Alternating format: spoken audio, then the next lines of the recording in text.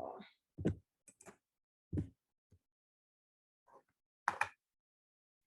All right, fantastic. I'll get us started. Since we just started recording, I'm going to say welcome quickly again. We're so glad that you're here today and that you're taking time to participate and take advantage of this resource. We appreciate you showing up. We know that you're all pressed for time. So quickly, just to situate ourselves before we dive in, we're going to start by going through why this session and then why study abroad. We'll also talk through some previous experiences that Mason students have had. We've had some alums very generously share some time today, so we'll take advantage of their kindness here. And we'll also go through some tips, tricks, and questions for you to consider as you prepare to study abroad. And then finally, again, once we stop recording, we'll take some time for reflection and open the floor for conversation and discussion. So feel free to ask additional questions then.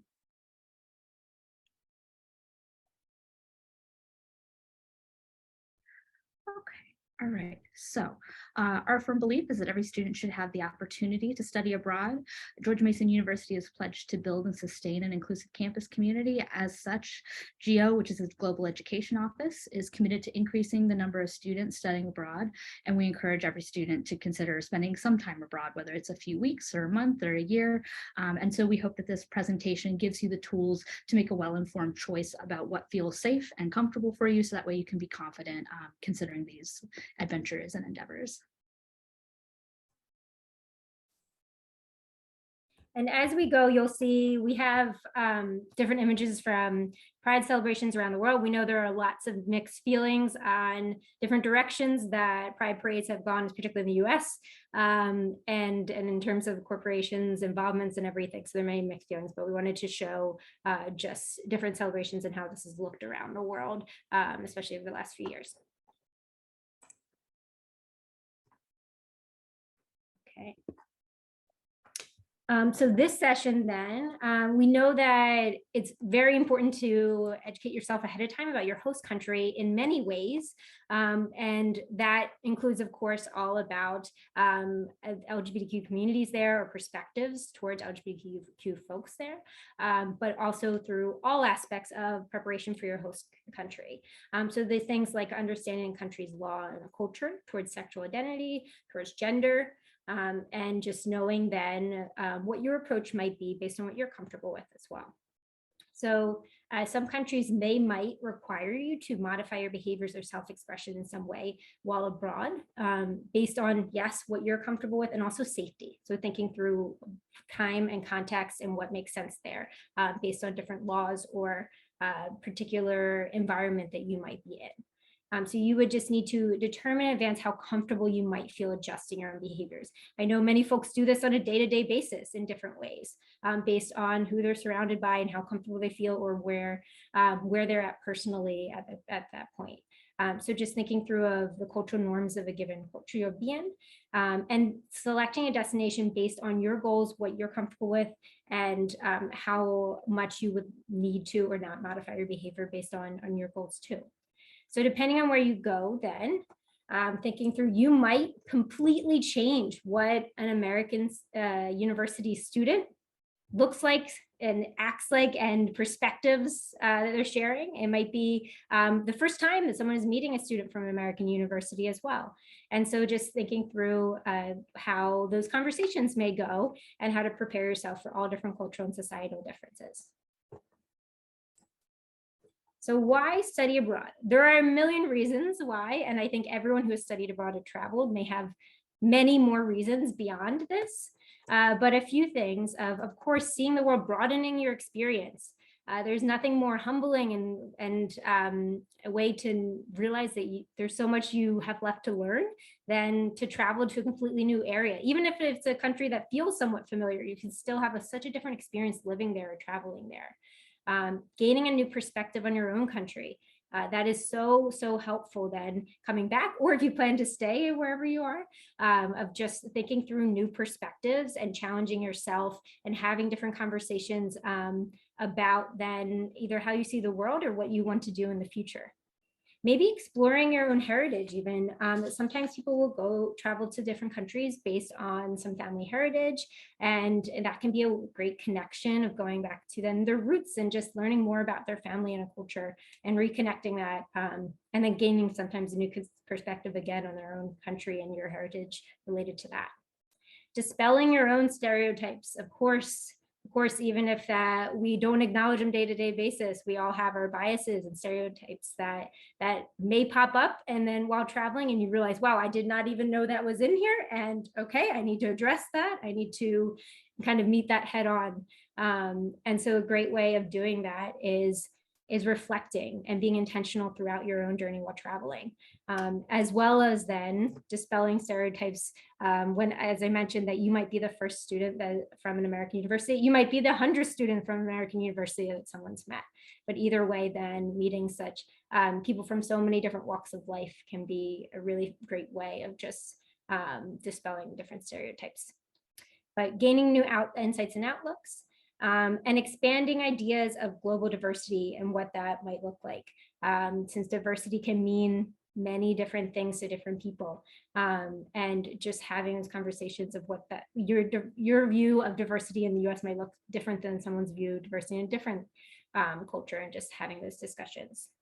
So take control of your future. I really appreciate this one because this doesn't have to mean career oriented. It can, absolutely. I work on internships, so yes, it can mean that, but it can also mean, what direction do I want to go in? Do I want to go back to the US and I have this fresh perspective then? Do I want to move abroad?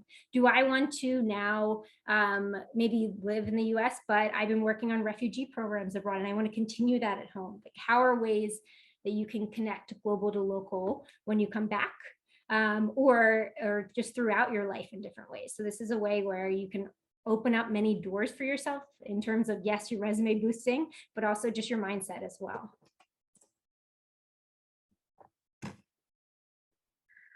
All right, and so this is a quick list of some kind of general global resources on how to evaluate best practices and safety issues that you might encounter around the world.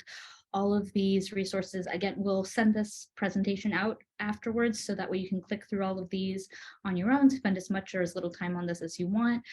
Towards the end of the presentation, we'll also have, these are very like highly general, like 30,000 feet types of resources. Towards the end, we'll also have some more specialized resources for various identity groups to get into more nitty-gritty details. But this is where we're going to start, kind of start high and then zoom in. But so all of these resources give you the tools. Of course, you are your own best advocate. You know best what you feel comfortable with, what kind of risk you're willing to tolerate, what kind of risk you're not willing to tolerate.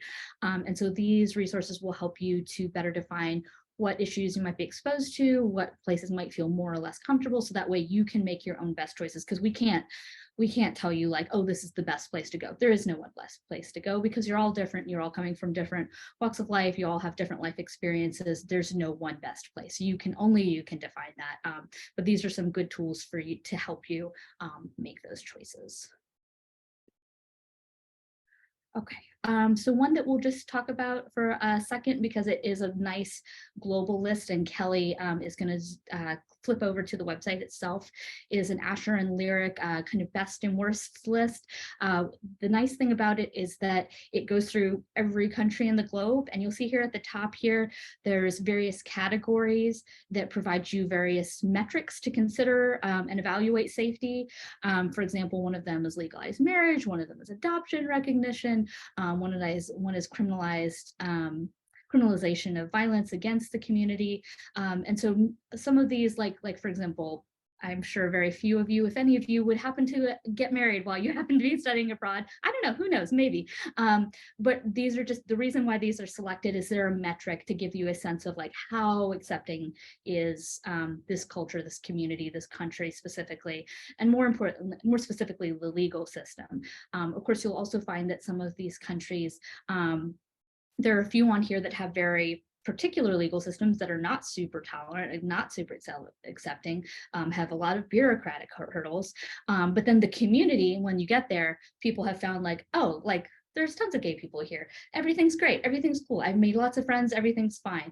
But if you looked at things from the perspective of just like looking at the legal system and what's allowed and not allowed, you might get a different impression. So this is not meant to be like a perfect resource. It's just meant to give you some information to help you start to kind of get a sense of like what it means in this country to be gay, what kind of hurdles the locals have to go through, what is considered tolerable at like a 30,000 feet level, what is not considered tolerable, what rights are protected, what rights are not protected, to sort of help you start to get a sense if you're visiting a country that you haven't visited before, or you've only visited it briefly as a tourist perhaps. This kind of helps you narrow down what kinds of risk there might be involved, how accepting, how tolerant, just to kind of give you like a real basic metric of safety. So you can start to consider, okay, is this somewhere where I would feel comfortable with visiting? Maybe it is, maybe it isn't. So again, not perfect, but is a good place to start to give you a rough sense. And it's also nice that it goes like through the whole globe. So again, a place to start.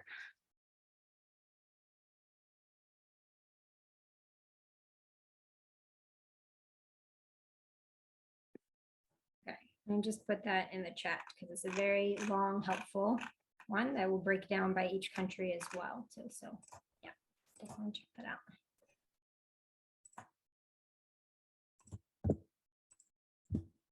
Okay. I know we mentioned in, I think it's 2 slides ago or so, that State Department has different resources. So we wanted to also share just what is possible for each country, because you can go on the general State Department resources then to share tips and things, and I'll show that as well. But if you're going to look up country by country, this is what it could look up like.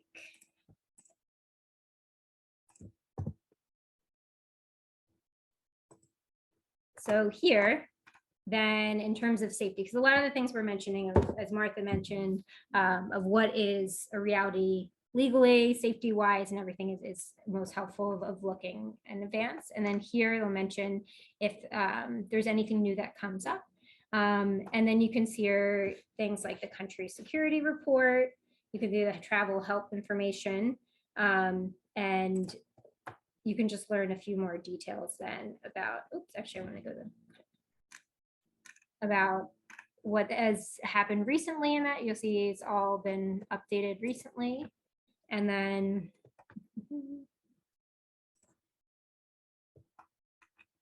you'll see information besides. This is just helpful also for your travel information that has lots of resources here, but contact information, requirements, safety and security of things that might come up, specifically things that you can share and look through there. So this just gives you the new general facts sheet. So every country has one of these. If you are not a US citizen, you could look at your embassies, or I would say your country's embassy page for that location as well.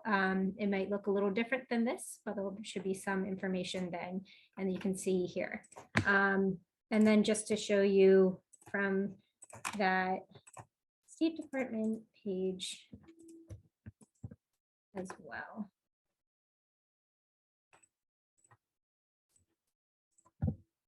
Yeah, so here is some information then, including information like passport, which documents, insurance, and then while you're there, of different points and tips then as well, and things then that could come up. So they also just share, a lot of these are ones that we've included as well, but they're just helpful links that can be out there. Okay.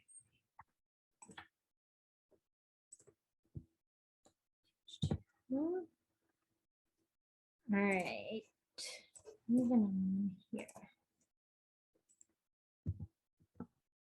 I also wanted to share this, that these are just sexual orientation laws in the world. It was updated December 2020. This was the most recent one. So some of these things have changed a little bit, and that Asher and Lyric website that Martha shared had included a section of any changes in the last few months. So they keep that up to date. They just have not kept this update though. So maybe a couple of changes, double check that. But here's just information ranging from as poor as death penalty to as strong as constitutional protection. And knowing that things can look different of what is protected legally versus what is actually the norm and acceptance in terms of day-to-day too. So you can check some of these out.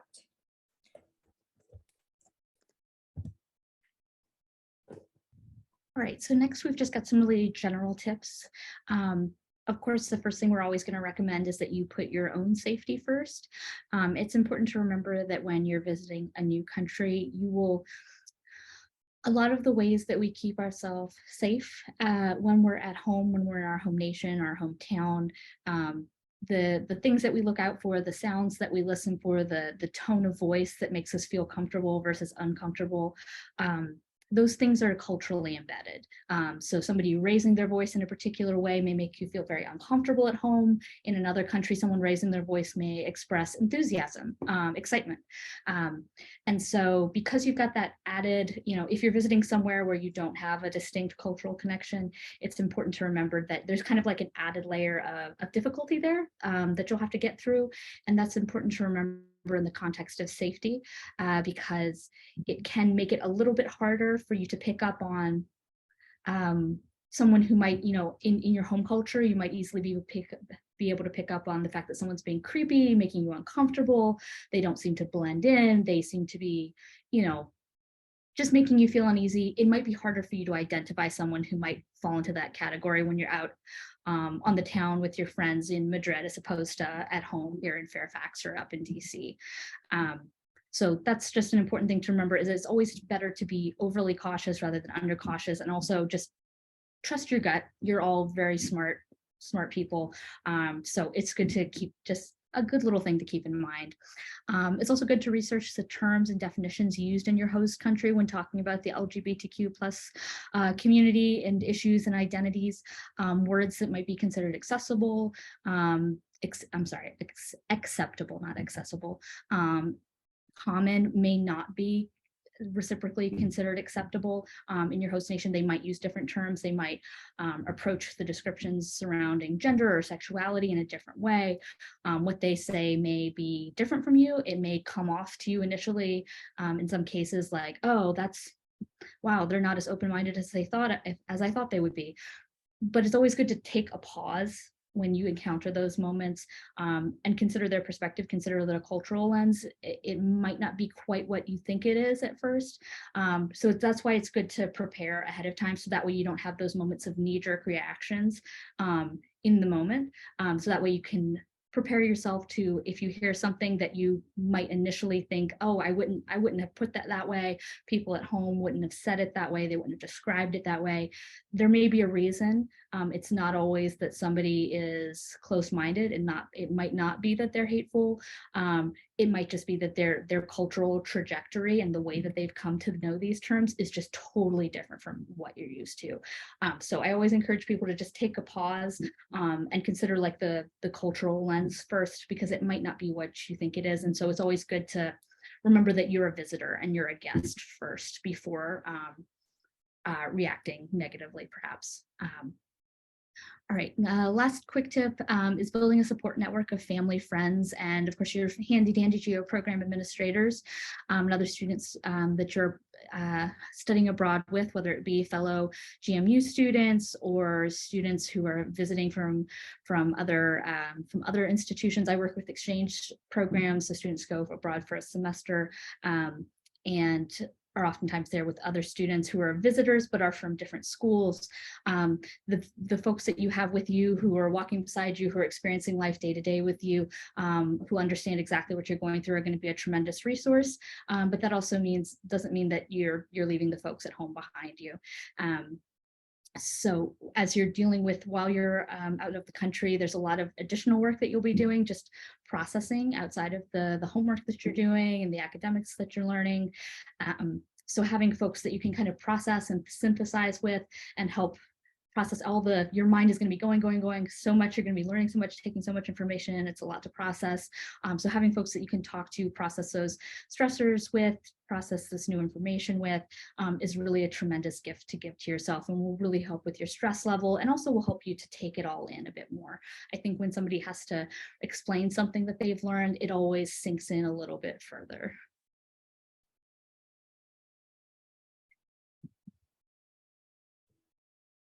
So these are some questions that we encourage you to think of for yourself before you travel abroad, and as you're thinking through where might be a good fit based on my goals and what I'm looking for out of travel. So some things are that how are people, my identities perceived in my host country, and what kind of stereotypes are out there? And then how should I react to if I find something to be offensive? Is a person curious, or do they have bad intentions? Not shooting anyone. You figure that out based on your specific the specific scenarios and also what you feel comfortable with. So maybe has my host family housed queer students before? If not, would this be a problem, or do I need to have any conversations with GEO, with our international partners about this, just to learn a bit more? Does my program still have support staff that understand and help me through any discriminatory incident I may face? If you're not sure, you can always ask more, and we can bring up that conversations in advising too. Who should I contact if I do face homophobic or transphobic incidents? Am I used to being part of the majority at home, but will be a minority abroad, or vice versa? And what will that look like? Some other questions that I always think that you should think through is, and you can talk with your GEO staff too, is documentation too of in terms of what's currently legal name, or just what that might look like for you for documentation, and just kind of we can share of saying here are specific things where your passport name is needed, or here is something where this is going to come up, just so you know ahead of time, and that's very clear, and then we can share everything needed with international partners too. So can you put into the chat now some other questions that you would either ask yourself or you would recommend asking? And our alums also can add into the chat any ones that either you wish you asked and didn't, or maybe that you did ask yourself or others.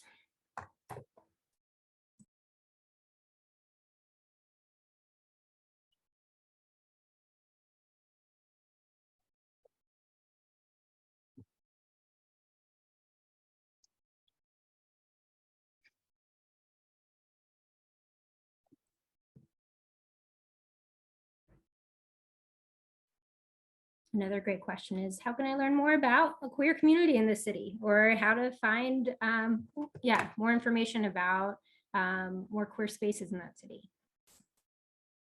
Okay, some questions I may see is, how might the language barrier affect conversations about LGBTQ topics? Great question.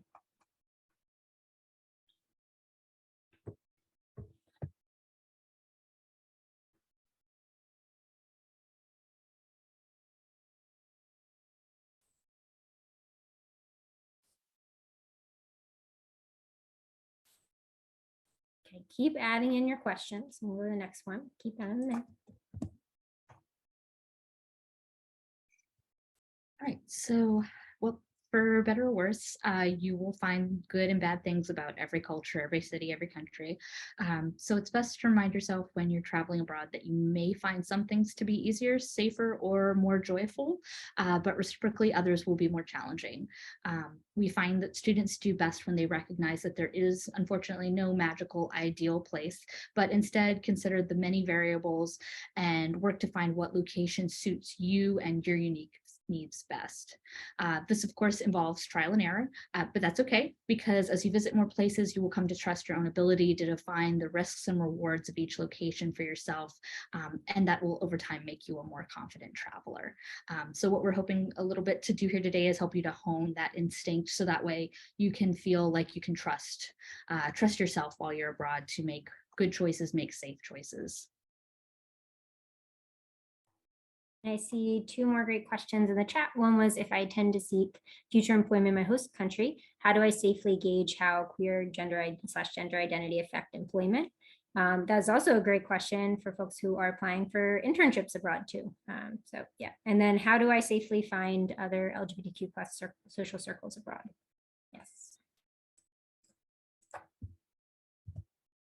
Right, so we wanted to highlight a few different programs then that in general then we found have been a bit more queer friendly, but as Martha mentioned, no place is has the 100% yes, because it doesn't exist in the world as we know, but especially we wanted to highlight some trans and non-binary friendly programs that we've either talked with our partners about or just through our experiences have found that. One is our Build Your Own internship.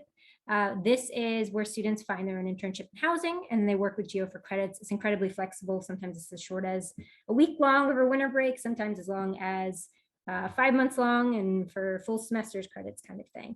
But it's all around the world. So if there's a certain country you're thinking of that's not a program that we offer, you could find an internship and then do an internship, whether virtually or traveling there.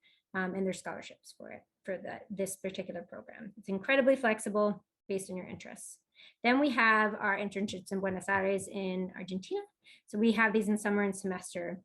And there's 3 different housing options. You could find your own housing, Airbnb usually, or you could do a homestay or a shared apartment one. So Argentina is right around the same level as the US in the Asher and Lyric scale rating, I should say, and Argentina legally recognizes non-binary gender in all documentation. And I would just say our partner that we work with there is wonderful and very thoughtful and very intentional. In terms of for exchange and gateway programs, so these are semester-long programs. So we highlight the Netherlands, the Free University of Amsterdam this semester. And this is ranked number 3 in the world in that, and an A rating. And there's independent housing. And then they have a dedicated office for LGBTQ pride resources and workshops. And then we mentioned here Costa Rica. Then yes, South America or Latin America, sorry, is traditionally thought of as more of a conservative region in comparison to other regions. But this is more of a progressive country within that region and is ranked 41st in the world then. And this particular university and partner then works with homestay families then of really talking through all different aspects of what would be a good fit, including gender identity. And then here for our Mason-led or short-term programs, then we mentioned 2 of our programs in Switzerland. One is Switzerland plus France. And so they are both, they have B+ and A- rating.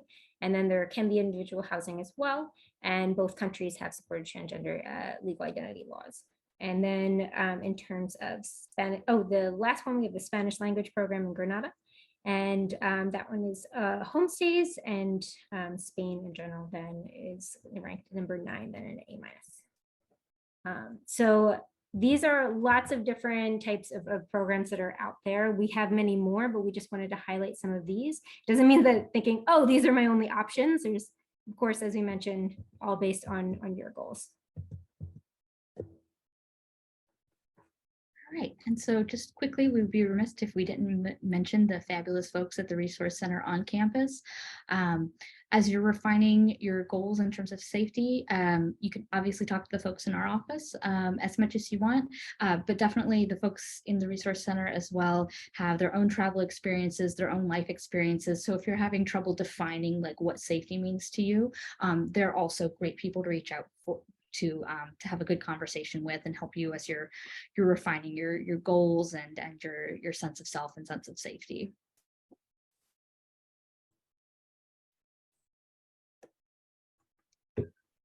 All right, and so these last few slides are just some excellent resources. This first one is, it's a little bit of everything. Some of it is generally just for LGBTQ plus travel. Some of it is specifically more for study abroad. And some of it is like, let's see. So NAFSA is a professional organization that folks that work with study abroad students is a part of, and they have their own task force for supporting LGBTQIA plus folks both that work in the industry and also students, providing resources, providing information, and providing scholarships.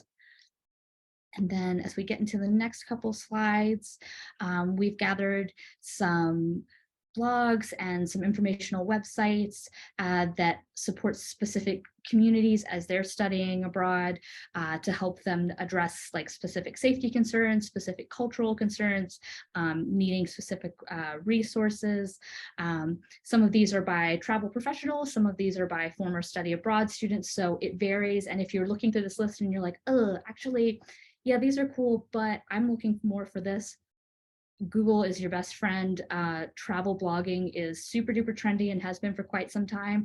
So if you spend a little time digging, I bet you're going to find somebody who is in a similar situation to you, who has done some traveling. Maybe they're not a student, maybe they're just some random person that just really likes to travel. But it's definitely worth taking a look and like digging through Google for a while, because you would be surprised. And people are really sincere. Not always, but most people are pretty sincere and genuine on these blogs and will give you a lot of detailed information, especially when they're coming from a perspective of, hi, I am from this community. I want to tell you about my experience so you don't have the problems that I did.